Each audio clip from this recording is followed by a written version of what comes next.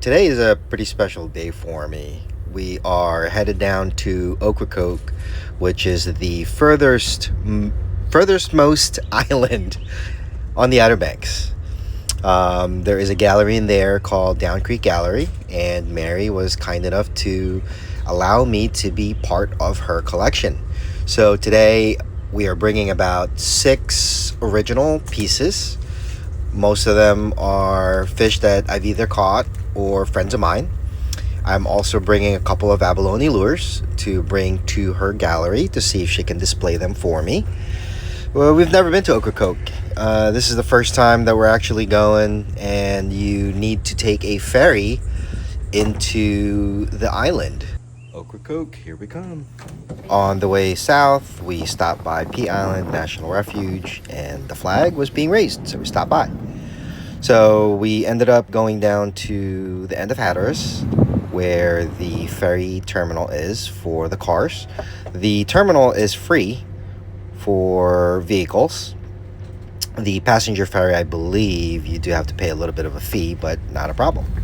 So on the ferry itself, it's about an hour and 20-minute ride or so, depending on the water and the wind. Ocracoke Island is about 9.6 square miles, has anywhere between 600 to about 900 year-round residents. And the one thing that I thought was pretty cool is they actually get their water from the Haynes Aquifer, which is about 600 to about 640 feet deep, and they use a desalination process using reverse osmosis. Majority of the island is owned by the National Park Service, so it has some pretty pristine beaches. Not a whole lot of people are actually out there, even in the middle of busy season right now, which is summertime. There's tons of wildlife, lots of birds, a lot of migrating species, and it's just a pretty cool place to just relax, soak up the sun, and do a whole lot of nothing or a whole lot of fishing. This trip that we took was a quick one, really just to drop off artwork, and we checked out a couple local places, had a really good breakfast at Eduardo's, as well as Smacknally's for lunch, and then we ended up at 1718 Brewery, where we got challenged to do some Jenga.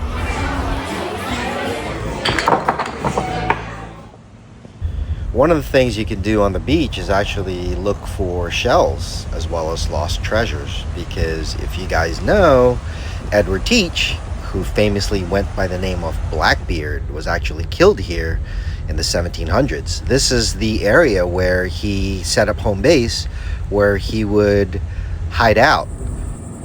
If I was a pirate in the 17th or 18th century, I'd probably be called Black Locks, and I'd probably hang out here too.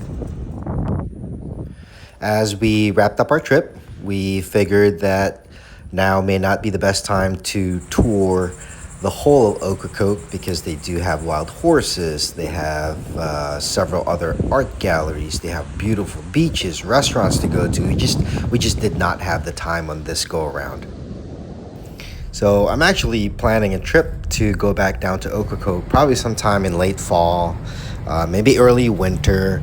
I plan on making a couple more Gyotaku pieces for Down Creek Art Gallery for Mary, and I believe that would be a great time for me to kind of plan out all the stuff I need to do now so I can actually have it ready for her later.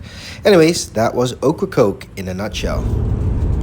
A little island all the way down at the end of the Outer Banks.